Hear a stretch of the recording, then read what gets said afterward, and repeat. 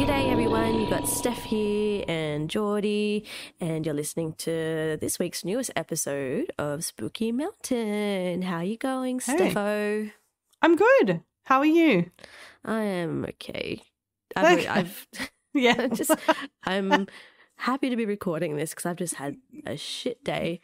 So That's fair. Mum has had a couple of drinks. And I'm ready to talk about some spooky stories. What do you have for your story this week? Yeah, so it's a good one. It's a very good one. Oh, that's good. I mean, I say that every week. I think we both do. But it's an Australian story again. So we're back in Australia, and it's a UFO story. Oh, that's interesting. Yeah. I don't know if have we had an Australian We UFO? did. So I think it was the second episode I did Frederick Valentage, the pilot. Oh, yeah, that does count. And then I think there was another one, but I can't. I feel like could be wrong. But I don't know. Kelly Cahill as well. Oh, that was a massive one. That's like one of the biggest Australian. I've done so many now. I'm just like, oh, God, let me go back into my little fucking booklet of stories. We forgot to mention last episode that it was episode number 40. So we've reached 40 episodes. That's a lot. That's really cool. Mm-hmm. That's really fucking cool. Yeah, and not far off a year of podcasting. Yeah. Yeah, it's amazing. Oh, my God, I'm so proud of us. We've achieved a lot. Yeah, I'm proud of us as well. We've done some pretty cool things. Yeah, we're definitely within the first year. We had such low expectations. Yeah, we did. Well, we did. We're just like, look, we're just doing this for fun. Yeah, even if 5 people listen, who cares? But it's like, okay, no, this is actually definitely took off really well. And we've got such a nice, loyal group of listeners as well. Oh, for sure. Handful of people who kind of listen religiously. Every week. Yeah. Which is definitely encouraging.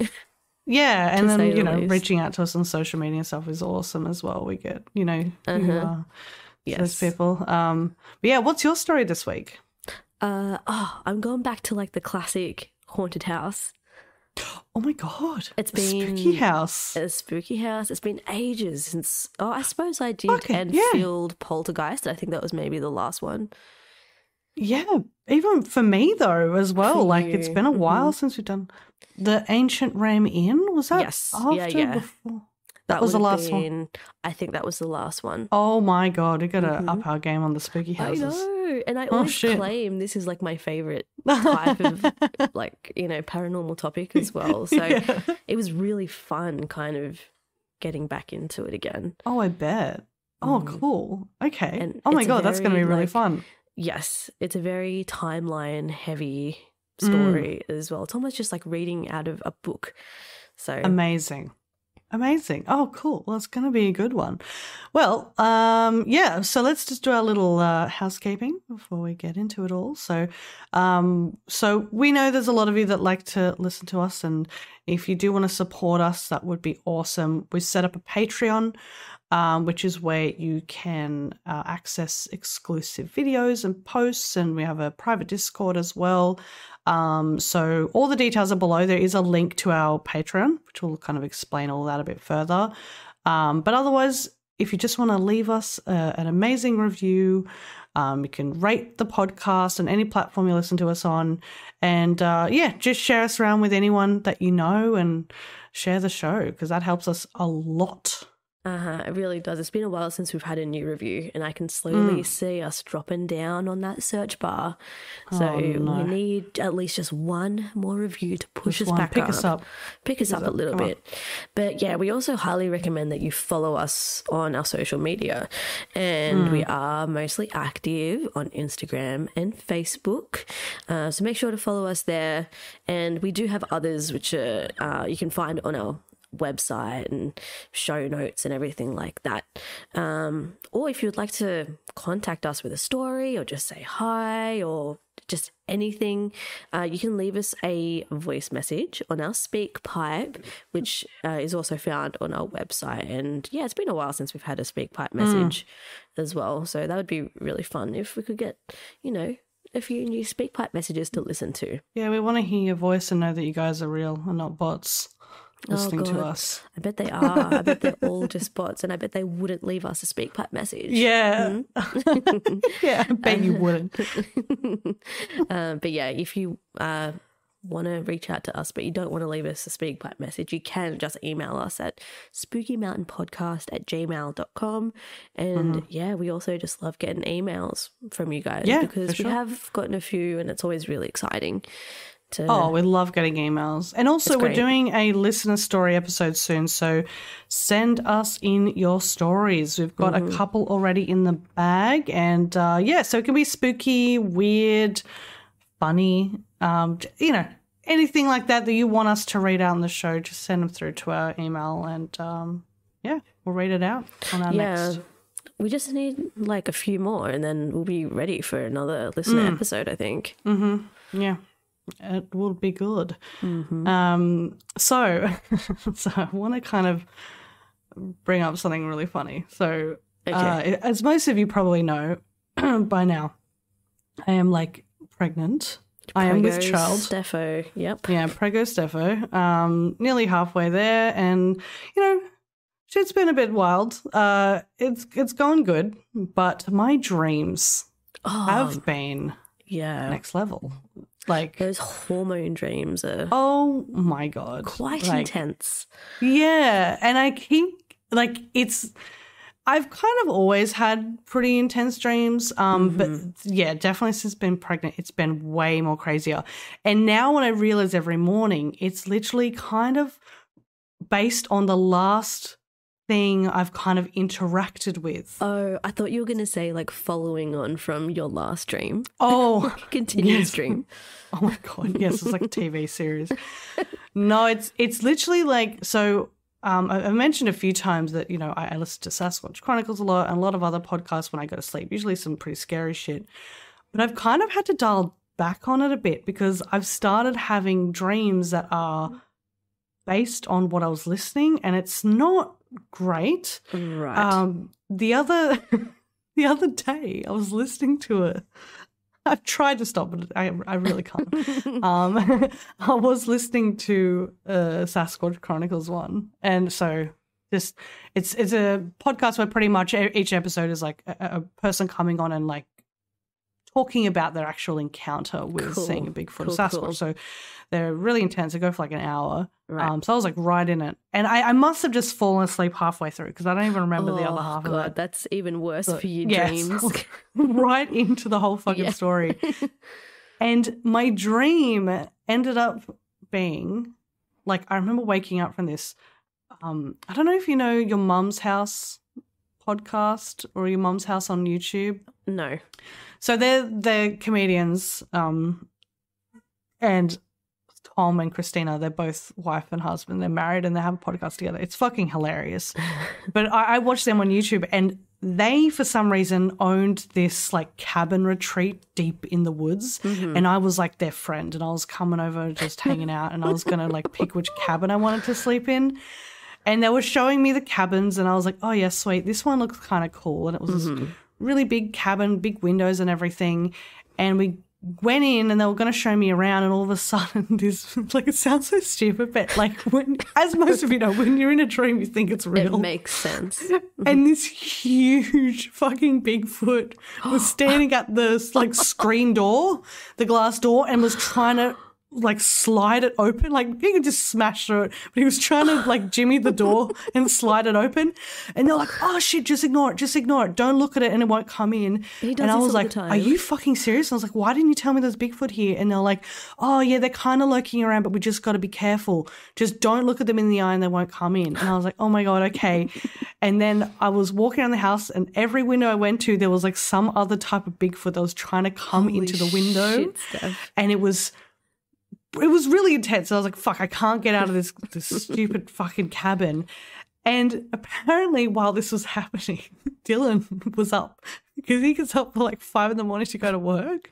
And he said I was in bed just going, oh. And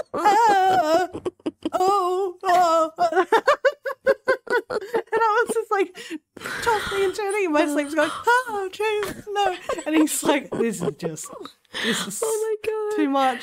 Like sometimes I snore in my sleep, but I don't really talk in my sleep at all.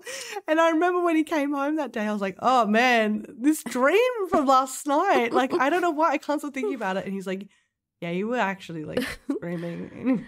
He was like, I know. And I was like, it was the big feet. They were trying to attack me. And he was like, that's so fucking stupid.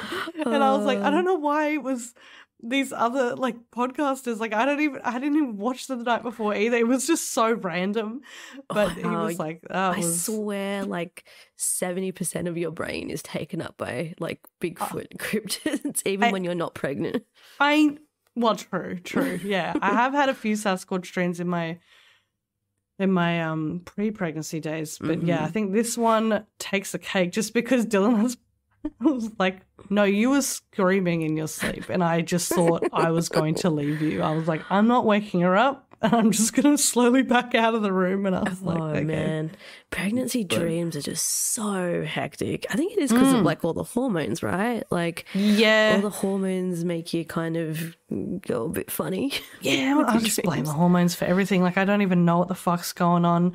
My teeth are shifting. That's a fucking thing. Yeah, your teeth are moving. Yeah, actually, my teeth has completely moved position. Yeah, that's really scary. As I've told you, my nan lost all her teeth when she was pregnant with like one of her kids, or maybe it was like the last of her pregnancies. That is so fucked up. They just crumbled out of her mouth. Yeah. Yeah. I'm learning things every day about pregnancy. I'm just like, this is it's a horror movie. Like, what happens to your body, I did not realize.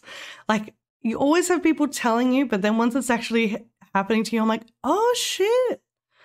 I bent down the other day and my knee, and I was coming back up and my knee sounded like Velcro straps. Oh, yeah. Like, all the pops and everything. Yeah, I was like, joints that was oh my God. Loud. All the loose joints and shit. In my pregnancy, I had like really, really bad sciatica issues, like to a point where I couldn't even really walk some days. Like my sciatica would just like be, I don't know if it was that towards the end more? Yeah, or was that, when you get more heavy and stuff. That's what I'm expecting towards the end, just like all fucked up shit. I mean, it was towards the end. It got worse towards the end, but yeah, it probably happened like a bit after halfway because like all your joints and everything become loose and yeah. I'm feeling like Gumby a little bit. Like you try to, because you feel more flexible, but then you got to remember like don't be stupid and do something and like pop your bones out. So no, you just got to lay down and do nothing and let Dylan do everything for you. Yeah. If only. If only.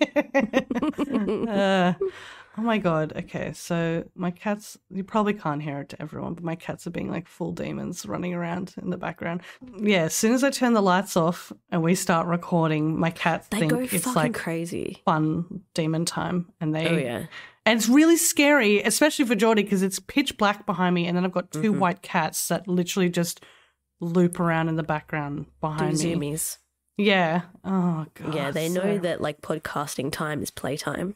Yeah, and they know we're talking about spooky shit as well, so they're like trying to fuck me up. Little demons. Absolutely demonic. Anyway, so I'm excited. I had a feeling you were going to do a UFO story. Oh yeah, this week. I didn't really know what I was going to do, but yeah, this story has actually been on my list for a while, so I thought I'd get this one out of the way. It's a really good story. It's amazing. So, and also I love covering Australian stories.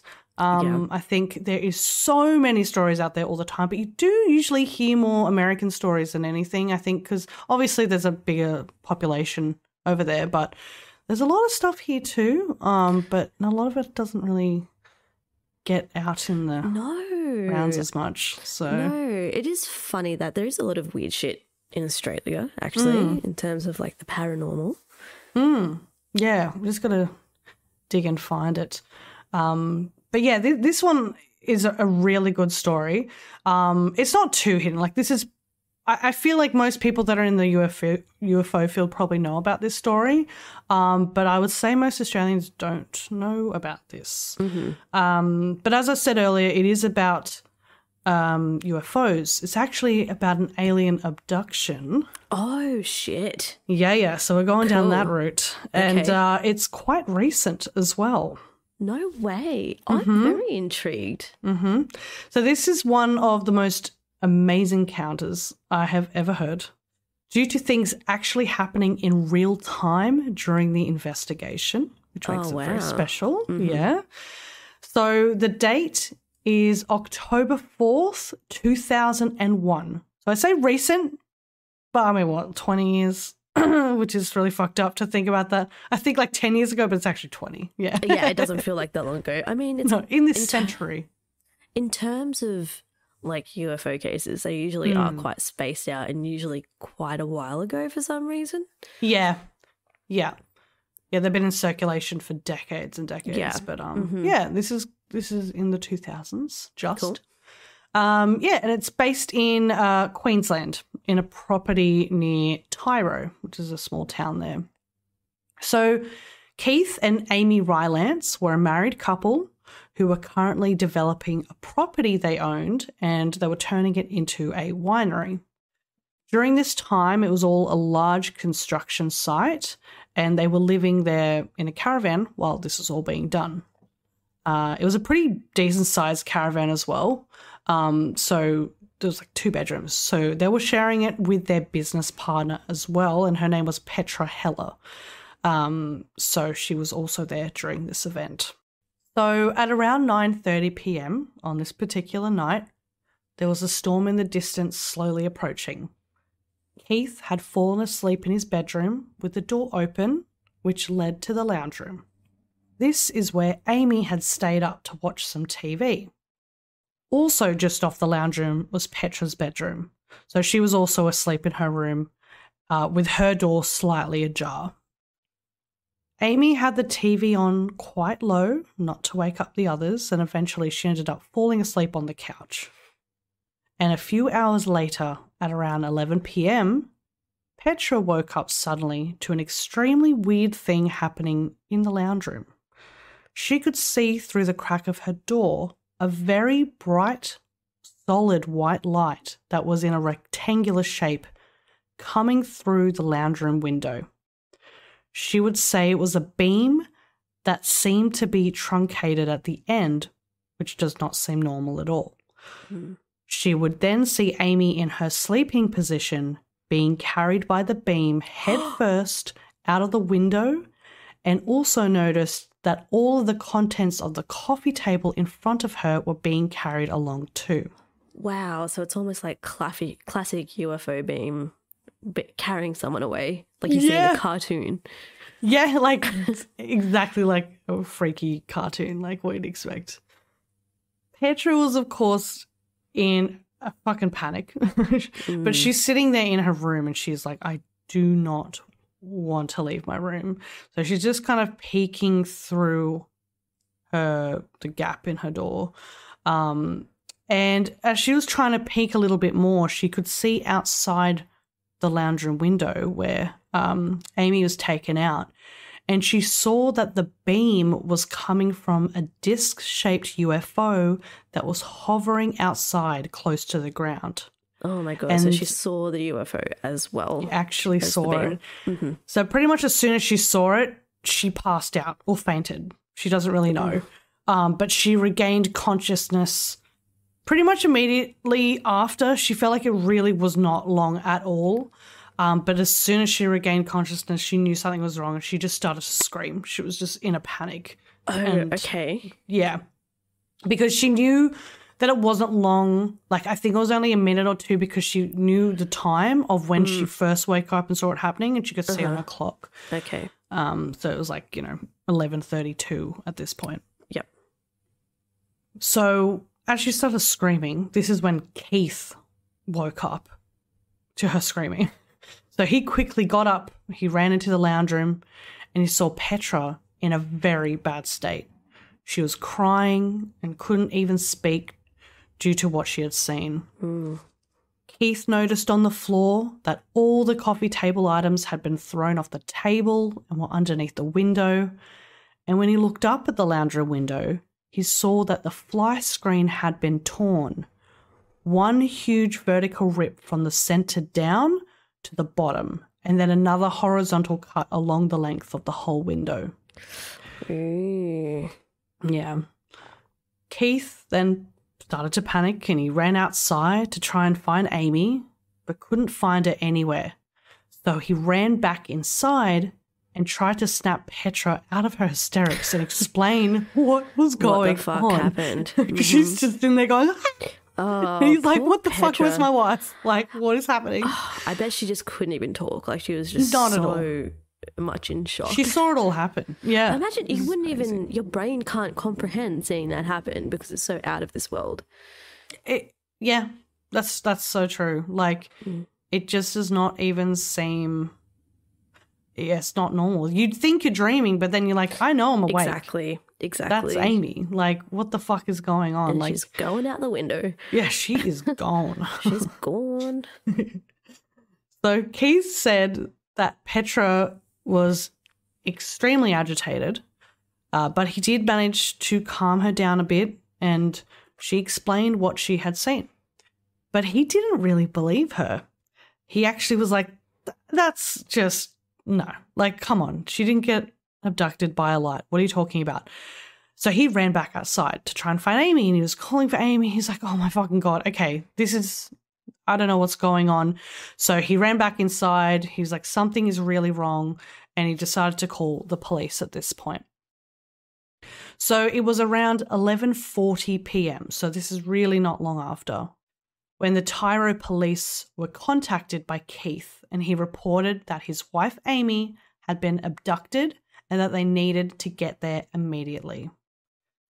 As they lived in a really rural location, and because it was so late at night, it was not possible for the police to get there as quickly as they liked it. So it was about an hour and a half later that Senior Constable Robert Maragna would arrive alongside an officer from Maryborough, I think I'm saying that right, Maryborough, which was a larger town but still a lot further away. So when the police walked into this whole situation, they honestly, like, they just heard the word abduction, his wife was missing. So they were like, look, this is not, this is going to be a bit of a sus situation. Maybe there's drugs and alcohol, foul play. We don't know what to expect kind of thing. However, as they started to talk to Keith and Petra, they were pretty much told straight away that a spaceship had taken Amy. And they were Which sounds even more sus than exactly. before. They're just like, okay, and it's 1 a.m. They've just done the drive there. No warm up to this whole situation. Just straight up like, no, we're spaceship took her. So it was hard for them to keep an open mind, as you can imagine. Yeah, what do you do with a cop in that situation? Like... There's no I can't imagine there being any protocols for that or anything. Like, they just were like, we don't know. So as they were kind of freaking out, the police at this time, they're like, I really have no idea what to do in this situation. They decided to call in some backup. So they called Sergeant John Bosnack to join them on site for the investigation. So he was also coming from Maryborough, I think. So in total, there were 3 officers searching this property.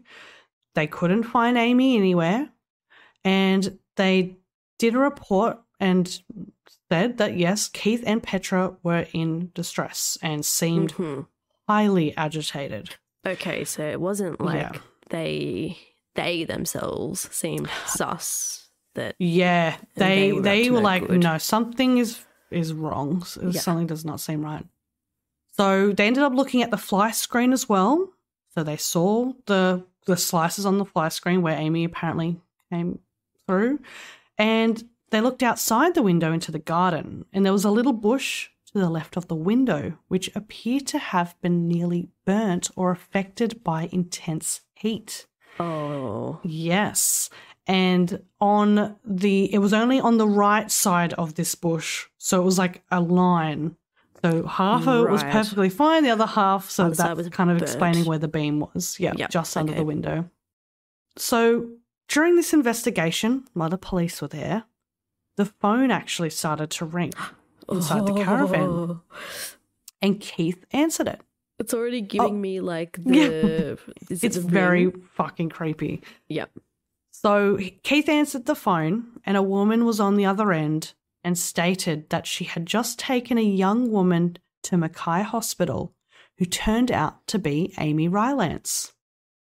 She said to him that she works at a petrol station and she had seen a very distressed and dehydrated woman walk into the shop and asked to be taken to hospital. The good news is that she was okay, but was incredibly disorientated. And just to make this weirder, though, even weirder than this may already be, Mackay is actually not close to where this incident happened. Oh. It is over an 8-hour drive north of Tyro. What? Around... It wasn't that long, though, after she was taken, right? Not at all. And this is 790 kilometres away, which is 460 miles. Wow. Now, of course, Keith was incredibly happy to hear this news. However, he was completely dumbfounded how Amy could travel this far within 2 hours. 2 hours. There you go. So she was seen 2 hours ago and she's over 8 hours away. Very intriguing. Yeah, very fucking weird. So, of course, he was like, I don't know what the fuck to think of this. And he just quickly handed the phone over to the constable and started to talk to Petra about what just happened on the phone. So now, of course, this became a much larger situation, which would now add a third police station to the mix, the Mackay station. As Amy was in the Mackay hospital, she was checked out by a doctor and was confirmed to be okay, other than being a bit dehydrated. And then she was questioned by the police. She was asked to sign a Justice Act agreement, which meant that if she was caught lying or being untruthful, she would be liable for prosecution. So, of course, she signed it with no issues. Amy would then start to recall what she could remember to the best of her ability. She remembers being back in the caravan and watching TV on the couch, then remembers waking up on a hard bench in a very strange rectangular room where the walls and ceiling would be illuminated. She was the only person in this room, which made her panic, and she started to call out. Oh. And she finally got a response. Oh, fuck off. It was a male. I'm not doing the creepy robot voice. Yeah, you are. Steph, do it. There is no voice. There's no quotes in this. All right, you get out of it this time. So it was a male voice, and it was telling her to stay calm and that everything will be okay, and she was not going to be harmed. Soon after, the wall opened up, and a man about 6 feet tall entered the room. He seemed to be slender and everything was in proportion. However, he was covered from head to toe in a full bodysuit, including his entire face with only a hole for his eyes, nose, and mouth. No. Now, I know this is meant to be scary, but I literally cannot stop thinking of like a latex gimp suit. That's exactly what I was thinking. I was just going to say, some kinky BDSM shit. Yeah. It's like, it's so creepy. But what would be the point of someone wearing hiding his something identity? Yeah, but I've never heard of anything like that. No, very unique. Yeah, it's very odd. Usually the body's covered, but not the face.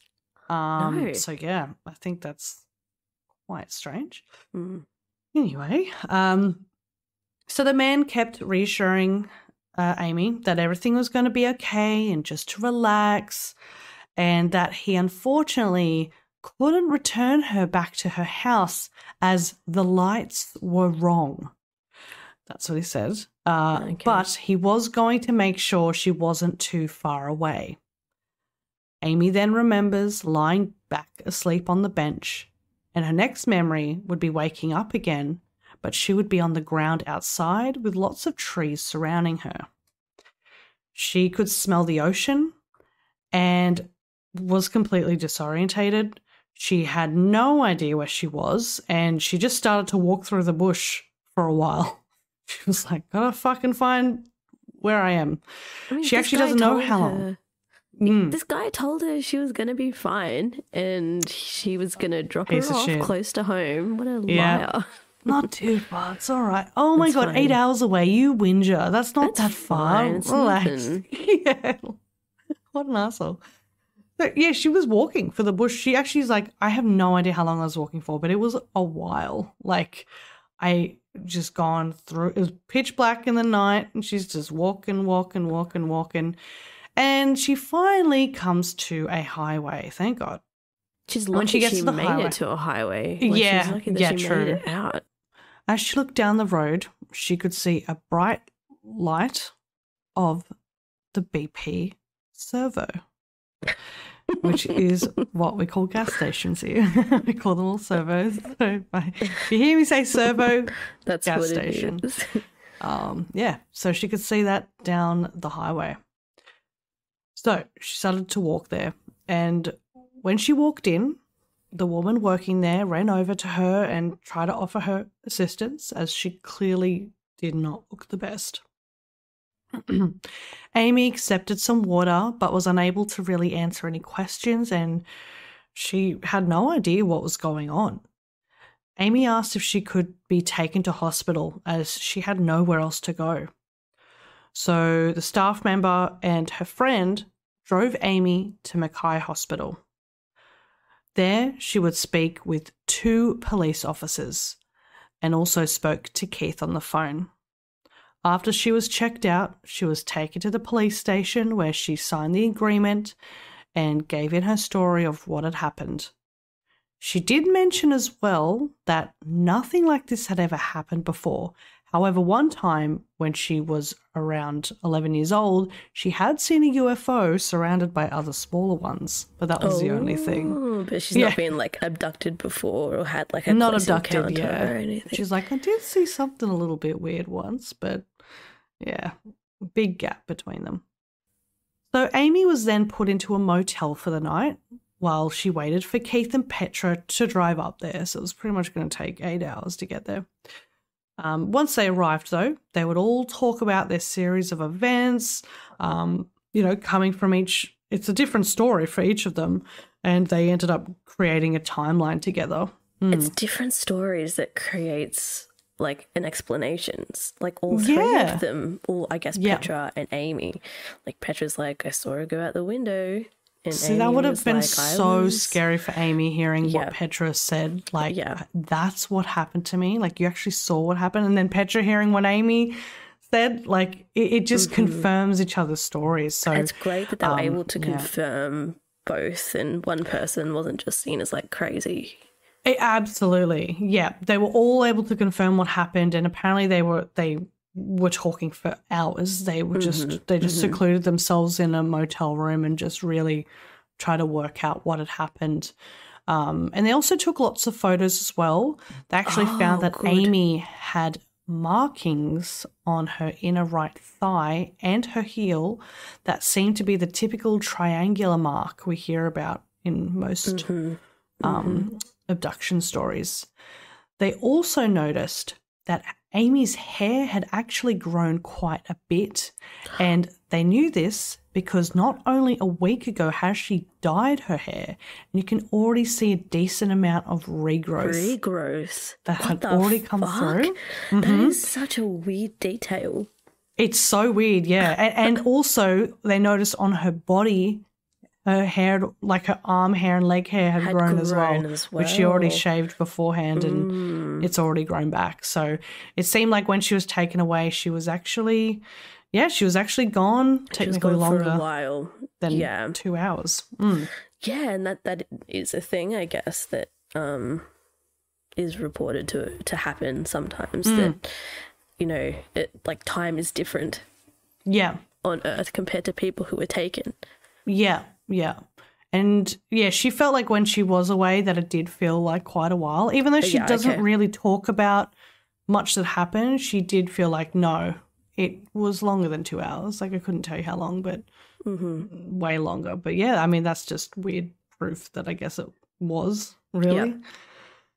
And so later that day, all three of them decided to go out, and they actually ended up purchasing a copy of the Australian Ufologist magazine from the nearest news agency. And they started to look for someone to try and contact. They found a number for the Australian UFO Research Network, and Diane Harrison answered the call at 3:20 p.m. She would listen to their entire story, which would end up being a phone call that would last about an hour. After hearing them mention the term solid light in the abduction, she decided it was best to call Bill Chalker, who we have mentioned. Yes, so we've mentioned him many times before. Our friend if Bill. You don't know, well-known Australian researcher. So the reason why she was like, oh, Bill Chalker, is because he was actually in the area doing a conference in Brisbane, and one of his topics that he was talking about was about solid light beams in abduction cases. He's always in funny little coincidences. It is, isn't it? Yeah, it's just amazing how it works out. So she seemed it was almost appropriate to call him and get him involved. So Bill would then end up calling the motel where they were staying, and he got permission to record the phone conversation. Bill spoke to Keith and Amy in great detail about all the events that took place, including Petra's. However, she was asleep at the time. She was having a nap, but yeah, they all talked about the events together that happened. So after hearing about this alleged alien abduction, Bill and Diane both advised them to be very careful who they talk to about this event, as there could be serious ramifications in this field. However, Keith was not on the same page at all. He wanted to get this story out to the public so he could control the investigation, or how the investigation will go, and also which media gets involved. He was also worried that they may try to spin the story in a different way when they knew exactly what happened. Keith really wanted to get the story out, and he really did not care if anyone believed what had happened to them or not. He really was like, no, I'm just going to get it out. All facts. Yeah, he just wants to put his own narrative out. Yeah, he wanted to be the one that puts it out instead of some other, newspaper or whatever. But Diane and Bill both asked if they could also investigate this further themselves. They wanted to look into it a bit more, and they got permission to actually go back to the caravan in Tyro and actually investigate it. The plan was for them to stay the night there, and then they would drive back up and meet the three of them again in the motel to discuss what happened. So on the 9th of October, they both drive to the property and arrive just after 10 p.m. They took note of the ripped window screen, the damaged bush, and the items all over the floor. They couldn't be sure as to what had actually happened, but they did think that maybe their dog could have ripped the fly screen, as when they went to this location, they had a neighbour coming to feed the dog, so the dog came over to see them, and they noticed that the dog actually jumped up on the windscreen at one point. So they were like, oh, maybe. It could have been the dog. Yeah. Yeah. But the thing is, like, the rip is from the absolute very top of the window down, which the dog couldn't actually reach to. But they were like, look, that's probably not it, but that it could be a thing. Yeah, we can't really cancel that out. It is interesting that it was ripped when there was kind of like the burnt bush on the outside. So it's like, did they just like cut it and then take her out? They could have just burnt it, maybe. I don't know. It's very strange. Point. Yeah, it's like a slice, like a vertical slice and a horizontal slice. So it's very strange. It's not like ripped through. It's a slice. And with fly screws, if you put that much force on, they'll probably just pop out the window anyway. Like they're like in a frame. So, I mean, mine definitely would. So, yeah, as they kind of thought, look, it could probably be the dog, but we're not really too sure. So then they decided to speak to the local police, who were very helpful in the investigation, and they answered all the questions that were needed. So then they hopped back in the car, drove back up to Mackay. Another 8 hours in the car. They actually drove to the BP servo, who provided the security footage of Amy walking in, and also they told them the full story of what happened when she arrived. But now the plan was to actually give Keith a call and meet up with them and tell them how the investigation went. However, he did not answer the phone. So Bill and Diane called the motel reception, and they were told that they had actually checked out earlier that morning. This was all really confusing, as they had been asked to investigate this for them, so they kept trying to contact Keith and leaving voicemails but heard nothing. On the following day in the afternoon, Keith had returned their missed calls. He apologised for being unavailable for so long, but they had to move to an unspecified location and flee the area. Keith would mention them having some sort of Men in Black altercation, and they had been followed in their car by a high-powered dark brown four-wheel drive truck. They got so scared of being chased, they managed to lose the vehicle and decided that they're going to flee the area. Now, after this phone call, they actually have not made contact since. And the case still remains open. So the last contact from them was October 14, 2001. Now, there are rumours that they moved to England, and the property that they actually, like the winery, has been sold. There's not even a winery anymore. It never got to be a winery. Right, because they were kind of in the process of making it happen. So that didn't happen. No one knows where they are anymore. Look, it is unknown if it was a hoax or in fact a real event that took place. But if it was a hoax, I mean, they wouldn't have made much money from it at all. They didn't make books or anything about it. Plus, also, they were on the news talking about it. Like, they when he got it out, he got the story out while this investigation was going. So that's why if the Men in Black did contact him, it's because they were talking about it all. And it seems like a weird way to do a hoax as well. Like, just the whole timeline of the thing. It's just, I feel like if someone was to do a hoax, it would just, maybe try and make a bit more money from it, or do it in a way where it's more sensational, even though it is kind of sensational. Just like it is definitely, but like I feel like you could fake it a bit more. But I mean, the 8 hours, all these people were like genuinely like, no, Amy had no idea where she was. We even went to the hospital. She got checked out there. She was dehydrated. Like, there's just too many things to kind of package this all together. Yes. And they've just gone completely off the radar, and it's just an open case now, and that's it. As they were chased by the Men in Black as well. Yeah. So I mean, if that nice part way is to end true, it all. yes, exactly. If that part is like accurate, then I guess even that within itself is a nod to the fact that what they're saying is true. Trying to get them to shut up. Because they don't do that I'm guessing they don't do that for no reason. No. Kind of put pressure on people to not speak and to intimidate people like that. Yeah, yeah. Oh, that was I've never heard of this story before. It's a creepy one, isn't it? It's it's an uncomfortable story. I think just the fact that she managed to.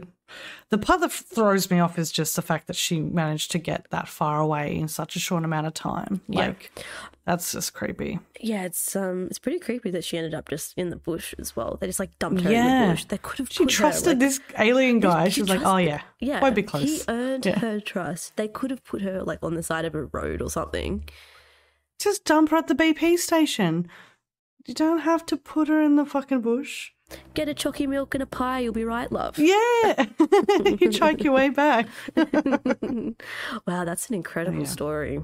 Thank you. Yeah. Hope you all enjoyed it. I wish there was like information about where they are now. Oh, it's frustrating. It is quite frustrating because Yeah, I don't know. I think there's a lot of recordings and stuff about it, but you can't find it because it's still technically an open case. Well, it's an open case, which means that probably a lot of details are kind of... Yeah, it's hard to find photos on this. Yeah, hidden away and stuff. Like I wanted to see the photos of like her markings on her body and stuff like that. Yes. I didn't see anything like that. It would also be good to see photos of her hair as well. I find that to be another detail that's quite creepy as well. Yeah, that would have been good too. Goddamn. The list goes on of what I would like to see of this one, but that's a fantastic mystery case. Yeah, I really love that one. I love a good Aussie UFO story. Yeah. Oh, God, they're so fucking good. But I'm excited now for your spooky shit. Yeah, so my story, it is quite a well-known story. And as I said, it's just like a classic, very haunted house. I love it. Which just some of my favourite stories to talk about. And this house apparently is one of the most paranormally active houses in America and the world. So this house is located in Kansas near the Missouri River in a place called Atchison. And the house was built in the 1870s, though it was which is like classic haunted house era. Yeah, that's exactly like the Victorian era. It's made to be haunted. Exactly. There's no other purpose for this house. No other purpose. But it was when a couple named Tony and Deborah Pickman moved into the house in the 1990s that it would be as infamous as it is today for its hauntings. So the house I'm going to be talking about is called the Sallie house. Oh, yes. Know a tiny bit about it. Yeah, before I wrote this story, I didn't know too much. I knew a little bit. I'd watched like a Ghost Adventures episode on it, but like years and years ago. But yeah, it's a pretty creepy house. Yeah, I only know it because of like a few other like YouTubers and stuff have actually gone there. It's very famous for like YouTubers and shit going in there to stay and investigate and stuff. And yeah, we will find out why it's called the Sallie house. Okay, yeah, in a little bit. It will make sense. So when the couple moved in 1992, they were newlyweds and Deborah was also pregnant. The couple were excited to be moving into their first home together as a family, so all was really nice and good. The house itself is a really quaint white brick 2-story cottage, a house that was quite typical of the era that it was built in the late 1800s. In one of the bedrooms on the upper level, the Pickmans had decided this would be the perfect room for their new nursery for their soon-to-be baby son, Taylor. Life as a new little family in their new old cottage was very normal for the first while. That was until little things started to happen that piqued their interest. Light bulbs would flash on and off, kitchen appliances such as the oven would turn on by itself, and their home phone would constantly turn on and off inexplicably. Same, especially the oven part. I have such a fear of my house burning down. Yeah. Oh, yeah, that would be so scary. Like burning to death in your sleep or smelling gas or anything like that. Oh my God, especially with like a little child as well. Yeah. Just like, I don't even want to think about it. Fuck you, ghost. Yeah. But all this stuff, the Pickmans, they really just chalked it up to like old house stuff, especially the cold draft that they were always experiencing on the flight of stairs that led up to the top level of their home. That's reasonable. Mm-hmm. In June of the same year, their son Taylor is born, and because of the new baby excitement, they really just forgot about all the little strange things that were occurring in their house. But not long after Taylor's birth, something happened that they just could not ignore. One night, after arriving home from being out at dinner, they take the baby up to the nursery to be put to sleep for the night. And as soon as they enter the nursery, they notice that there is a circle of stuffed animals sitting on the ground, all with their hands touching. Oh my fucking God. It's a weird cult toy animal circle. That is terrifying. Yeah. And at first they think that someone was just like fucking with them, just playing a joke on them. Probably Tony's sister, who had actually gone to their house while they were at dinner to drop off a baby seat for them to use. But after contacting her and asking if she was the perpetrator of this creepy stuffed animal circle, she said that she didn't even see the stuffed bear circle when she had entered the nursery when she was in the home. What? She didn't even see it. And even though, no, she hadn't seen or touched the stuffed animals in the nursery, she said that when she was in the home, she had inexplicably become so uncomfortable and uneasy, especially while walking on the staircase, that she instantly had to leave the house. She had to run out of the house. Whoa. Okay. So she experienced that kind of cold thing and felt very strange on the staircase. Oh yeah, I know that feeling. And I bet you do. Yeah. So she didn't see the weird circle, but she did experience some weird stuff in the house. Yeah. Still, despite all of this, Deborah and Tony presumed that there is still someone just messing with them somehow. They both head up to the nursery to pack away all the toys on the shelf and call it a night. After they're finished up, the couple walk down the stairs, and just as they reach the bottom, they see the nursery light turn on all by itself. Oh, no. This was enough to set Tony and Deborah on edge. They go back up to the nursery to see if they can spot the reason for this light turning on and notice that one single bear is now back on the floor. Oh, my God. They nervously... These fucking bears, man. This is why you don't give your kids toys, everyone. Just let them play with the stones outside. With the power sockets in the walls. Yeah, the power sockets. Knives and forks in the fucking toaster. Don't buy the toys. Ovens, no. So they nervously put the bear back, turn out the light and go back downstairs. After a while of sitting there, almost just waiting in anticipation, they once again find another creepy toy out of place.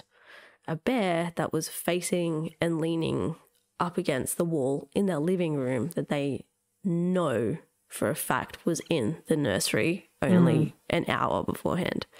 Right. The family, by this point, had really had enough of these creepy toys around the house, and Tony decides to now call his mum for moral support. She tells Tony that she actually knows a person who lived there once upon a time with her young daughter. She told Tony that she would ask her friend if they ever had weird things happen while they were living there. And when she got back to Tony, she said that they absolutely did. Oh. They had a really scary experience there. Holy shit. That would be so crazy, like having someone reach out to you and ask that question after years. You'd be like, yeah, no one, yeah, absolutely. Like, I need someone to talk to about this. Yeah, exactly. It definitely feel good to kind of get it off your chest after all those years. Absolutely.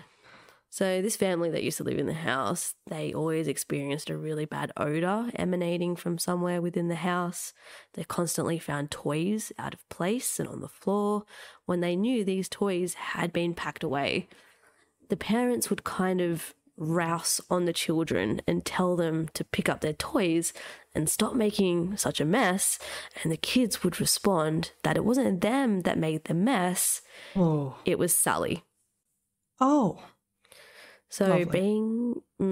being parents of young children, they thought that Sallie must have been just their daughter's imaginary friend, which is a common thing for children to have. This new information really unsettled the Pickmans, especially with a young baby in the home.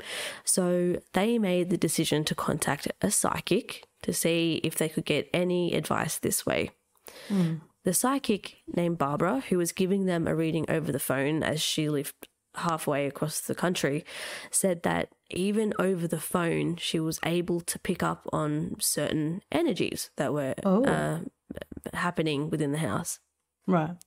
She told the Pickmans, yes, I can definitely tell you absolutely have some kind of spirit in your house. I can tell that it's a little girl between the ages of 5 and 13, and I can tell you that her name is Sallie.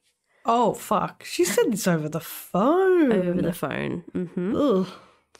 Barbara said there was nothing to worry about when it comes to Sallie.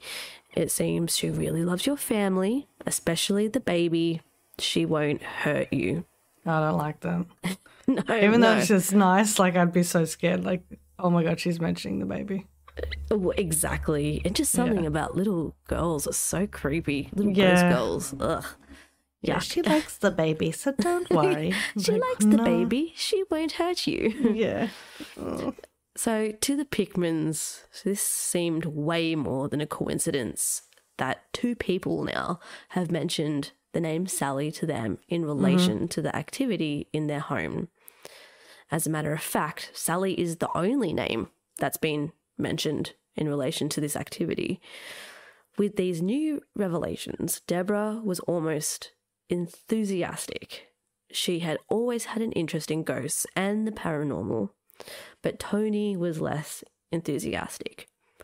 Over the next few days, after hearing this news from the psychic, Tony found himself kind of lightly joking and taunting Sallie in a way that wasn't respectful, in a way that made it obvious he didn't kind of believe that she was real. At one point, he even jokingly picked up a camera while saying, "Hey, Sallie, say cheese." Yeah. Oh. At the exact moment Tony said this, another person who was in the room with Tony, who was his brother George, who was visiting from out of town, became suddenly absolutely terrified, screaming and yelling about something. Oh my God. He tried to stutter out the best he could, "The bear just moved. The bear just moved." He said that at the exact moment that Tony took the photo, he saw the same bear that had been facing the wall from the other night quickly turn around and face them all by itself. Oh my fucking God. That is so creepy. Oh. I'm just imagining a bear like staring into their eyes and yeah. Well, just turning around so fast and just staring at you. That's crazy. Mm-hmm. There's something definitely going on with these toys in the house. Yeah. So both men are absolutely shook and totally frightened by this point. And Tony just piss bolts for the front door in an attempt to make an escape. And George tries to as well, but he finds himself completely frozen on the spot, almost as if someone is holding him there, not allowing him to move. Finally, when George is able to free himself, he follows Tony out the front door and into the car so they can drive away to be somewhere else. Oh my God. They're just so terrified by this point. Yeah, that makes sense. Yeah, it does make sense. Just as they're getting into the car, Tony starts complaining about a strong stinging and burning sensation on his back. This pain becomes so intense he starts crying out in pain. Deborah, who ran out with the baby in tow when the 2 men did, checks Tony's back and notices 3 long and bloody scratch marks in an area of his back in a place that would be impossible for Tony to have reached himself. Fuck. Oh my God. It's getting violent. And this was scratching him in the car, like as it was My impression is that it was kind of probably it happened in the house, but then it was like forming as he ran and got into the car. Like he just kind of started to feel it as he got into the car. Yeah, that shit scares me the most about like poltergeists and ghosts and stuff. Is about like being scratched and having those like physical physical. Bruises and slap marks on you and shit. Like that's they can touch you. They can physically harm you. It's not just like they can. Boo. Yeah. When everyone's saying that, like they can't physically hurt you, it's like they can. They can. They actually can. Sorry. And that's like a very demonic sign. Is no nice ghost is gonna give you a little love slap. No, I mean. Maybe. I don't know. Yeah, maybe. Not the ghosts I've been dealing with. Yeah. So enough was enough for the Pickmans, and they ring Barbara, the psychic, and implore her to come to their house so she can absolutely be certain that Sallie really is friendly. Because right now, they were not getting a friendly vibe from Sallie. Barbara does make it over to the Pickmans, and after spending time in the house and after doing some psychic readings of the place, she assures the family that Sallie is friendly. She says that she can actually see Sallie in their home and she just wants to be part of their family. Aww. Yeah. Cute, I guess. It's the hormones. Sorry. Yeah, it's true. Yeah.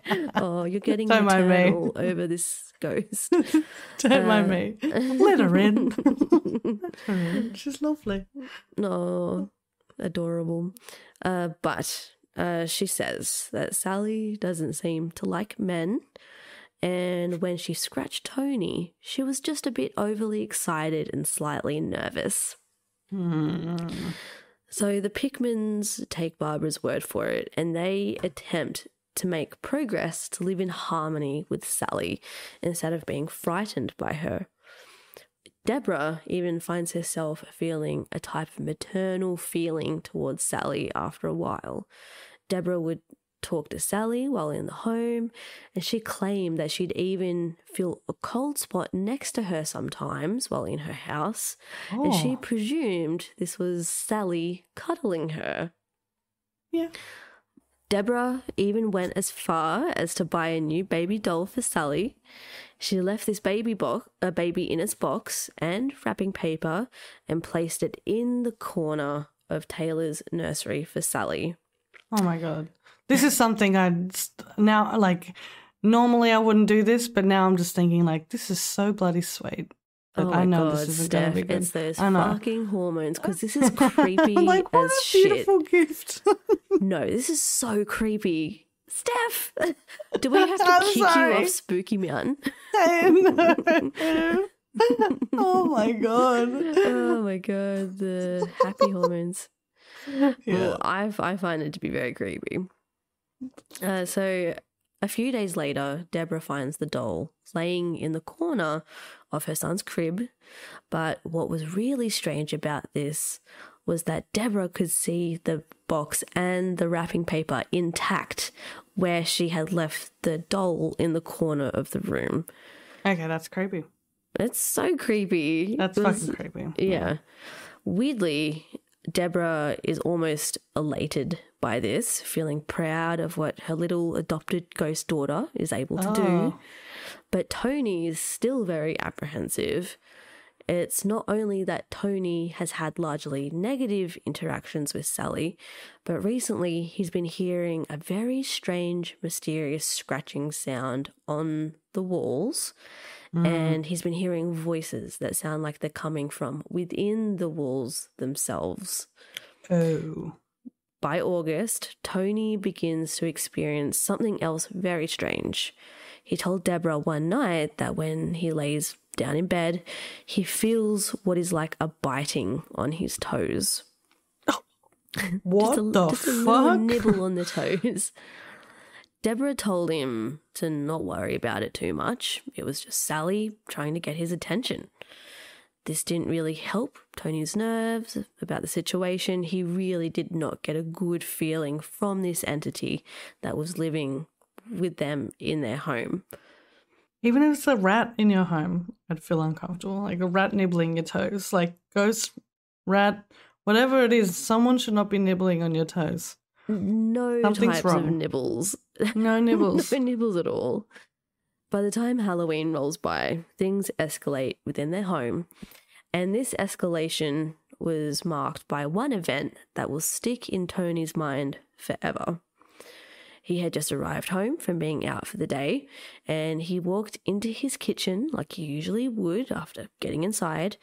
But as soon as he walks into his kitchen, he sees Sallie standing there in the middle of the room. Oh, shit. She's dressed in old-fashioned clothes and has her dark brown hair tied up with a ribbon. She has massive blue, adorable eyes.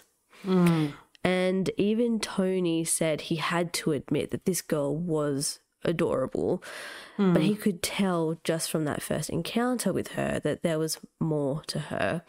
He felt like there was something more like sinister to her. Yeah. This encounter with Sallie was closely followed by some other stuff that was quite concerning. One night, the Pickmans had some friends over for dinner when Tony again felt a stinging, burning sensation like before, but this time it was across his forehead.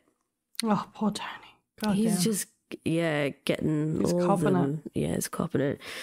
The dinner guests literally saw these marks form across his forehead and watched them increase and increase until they were bleeding.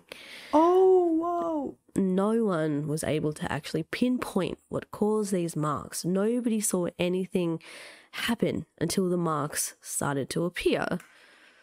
Another incident was that one night Tony had an intense and extremely vivid dream where he's being violently pulled out of his bed by his wrists. And when he woke up in the morning, he found that all around his wrists he had blisters in the shape of child's handprints. Okay. So Yeah, I don't it's think not cute anymore. Sallie's not very nice. No. On yet another occasion, Tony sees a mysterious woman walking through his house, and when he runs into the room that he saw her, there is no one there. He thinks at first this might be Deborah, but after he looks for her further, he finds Deborah in a totally different part of the house, not even dressed, let alone dressed in the same fashion that he had seen with the mysterious woman. Things took another interesting turn when, in December, the Pickmans decided to take a Christmas photo to send to their friends and family. After having the photo taken, the Pickmans noticed that next to the family in the image they had taken, there was a weird human-shaped mist standing in a way that looks like it almost wants to be part of the group. Oh, Sallie. Well, God damn it. This might not be Sallie. This might be something else. Oh, okay. So Tony and Deborah decided to send this photo off to Barbara, the psychic, for her opinion on what this could be. And she tells them that this entity in the photo is a whole different spirit altogether. Oh, shit. All right. She said that this was an older woman who was very stern and domineering. Again, Barbara tells the family that even though this woman is domineering, she isn't evil. But the Pickmans are starting to not trust Barbara's opinion so much anymore. There were still things happening constantly in the house, one of which scared them more than the rest. One night, Tony and Deborah heard an almighty screaming and screeching coming from Taylor's nursery. And when they entered, they found that it was coming from a toy on the ground, which was a toy that had the ability to record a voice or sound and play it back to the baby. Fuck off. That is so creepy. What? Like those Build-A-Bear things where you can record the sound. That's horrible. Yeah, and they had absolutely no idea how this toy not just recorded this horrific sound, but how it ended up on the ground and began playing by itself. Due to all this phenomena that is happening in the Pickmans' house, Barbara, the psychic, decided that she was going to reach out to a TV show called Sightings for some help for the Pickmans. Sightings decided they were going to send a crew to the home to see if they could catch some evidence on film. Straight off the bat, phenomena started occurring, and it was all directed at Tony. He was being a poor fella. There's something in that house that just Prayers for Tony, everyone. Doesn't like him. Prayers for Tony. So he was being interviewed by someone from the TV crew when suddenly, when he's talking, scratches started randomly appearing on his arms and then on his stomach and then on his back. These scratches just kept on appearing and appearing, so much so that the crew stopped the interview and just kept the camera rolling on Tony for 9 minutes while watching more and more scratches appear before their eyes. Holy shit. They can see that nothing is causing this. They can see right in front of them that he's not scratching himself, like no one is scratching him. They're just like appearing for 9 minutes. Yeah, 9 minutes, which is a long time to be kind of scratched up like that. Oh, yeah. During the course of one night of recording with the sightings crew, Tony would end up being attacked 11 different times. By the end of the night, he was swollen with scratches, welts, and bruises. Though the most scary of all the assaults was when Tony received scratches on his back, scratches that formed the initials MC. When Deborah saw these initials, she soon remembered that these were the same initials as the man who built the house. Oh, okay. Mm-hmm. This was a man that died in the house as well, only 1 year after it was built. This man had 2 sons and a daughter, and one of his sons would grow up to be a doctor. After this, the sightings crew decided to bring in their own psychic to see if they could pick up on anything else. The psychic quickly tells them that they could sense there used to be a doctor that lived in the house, which the Pickmans knew was accurate. But what he said next shocked everyone. He said that he could sense a girl named Sallie in the house. He said that he thought Sallie had died of pneumonia in the house, and it's possible she was a patient of this doctor. Oh. This psychic said, though, that she isn't the only spirit roaming the house. He said there is also something sinister that lives there too. Oh, God, of course. Yeah. So it seems to be like a vortex of... Yeah. I mean, there's always some creeper lurking around in these places. Mm-hmm. It always starts off a little bit like, oh, it's just like some lonely spirit, but yeah. It's just a cute little girl. Oh, it's just a old lady. But yeah, there's always something evil. Yeah. After the sightings crew left, everything really just got worse for the family, especially Tony, of course. The voices that he was hearing from within the walls in the beginning were getting louder and clearer, and they were starting to tell him to do horrible things to his family, especially his wife. Oh. He became more or less secluded to his house, becoming more and more depressed by the influence of these spirits. He would have huge mood swings, mostly led by bouts of anger and rage, which was not like him at all. One incident in which this rage came out was one morning a stray cat made its way into the kitchen of their home, and for some reason this infuriated Tony so much that he grabbed... I'm so sorry, Steph. That's all right. He grabbed a machete from the chopping block and stabbed the cat to death. Oh, okay. Tony, bro, like, I know you've been through some shit, but all right. Come on, bro. So after he slaughtered the cat, he calmly picked up his coffee and his cereal. He sat on the lounge, and according to Tony, the only thing that went through his mind at that moment was, Deborah is next. Oh. Yeah. Oh, my God. It really wasn't until later that day that Tony actually realised that he had killed the cat. He says that he had a total blackout moment. What he did realise was that he and his family needed to get out of that house straight away, or something worse was going to happen. Something that was similar to what he had done to the cat. Yeah. It was 2 days later when Tony was in the house starting to think about how they were going to escape this hell. Oh my God, 2 days. 2 days. He was just on the top level of his home and he was pushed so hard by something invisible.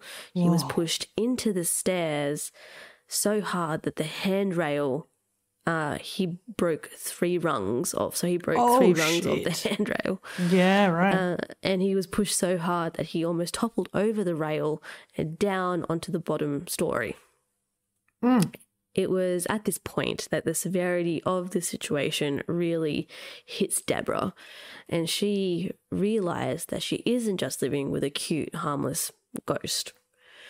They both decided that it was now time to escape this house and move, and they managed to do this within 2 weeks after this incident. So today, Tony and Deborah are still married, and they actually live only a mile away from their old place, the Sallie house. That's brave. It's very brave. I'd want to get the fuck out of there, like move country, as far away as possible. Since they've moved and had a chance to think about what they went through, they are both of the opinion that what they had in that house wasn't just a little girl, but a demon. They do think there's a little girl in there, but they think that there is also a demon entity that resides in that house using Sallie and possibly the older woman spirit as a front to lure people in. Yeah. Since the Pickmans moved out of the house, there have been other residents of the home, none of who have stayed for any longer than a few months. Wow. One person renting the house said that they saw the little girl also in the kitchen, and this person moved out 2 days later. The owner eventually handed the house over to the Chamber of Commerce, who now use it for ghost tours. And apparently it's hard to find someone who has been through that house that hasn't experienced some kind of paranormal activity.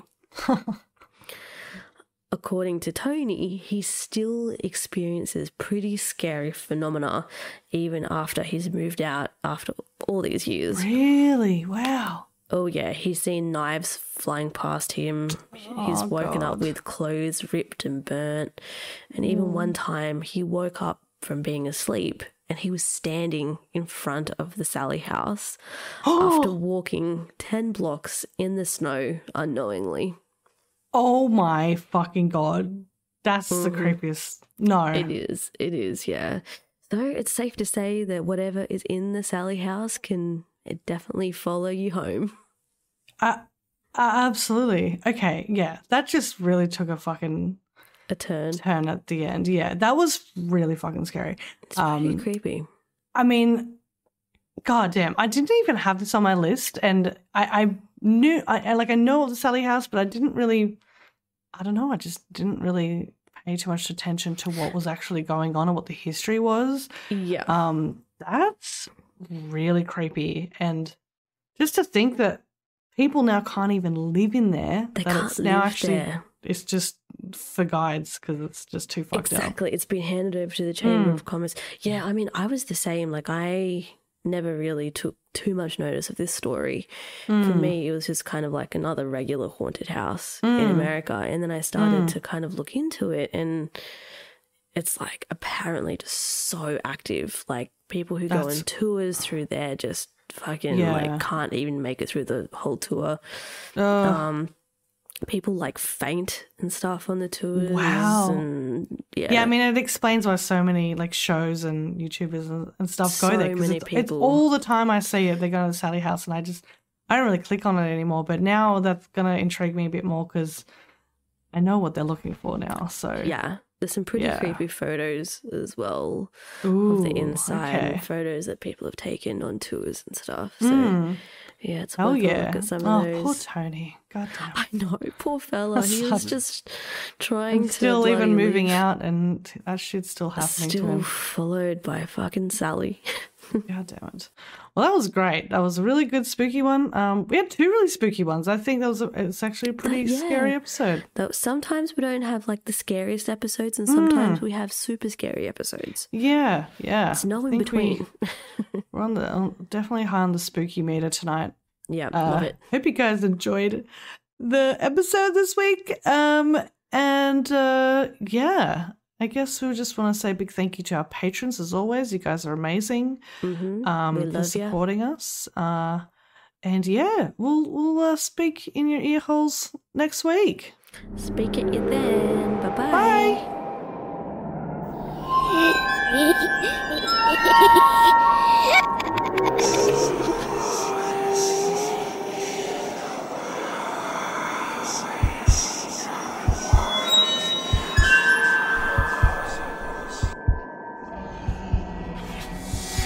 This episode of Spooky Mountain was created and recorded on land of the original custodians, the Gundungurra and Bidjigal people.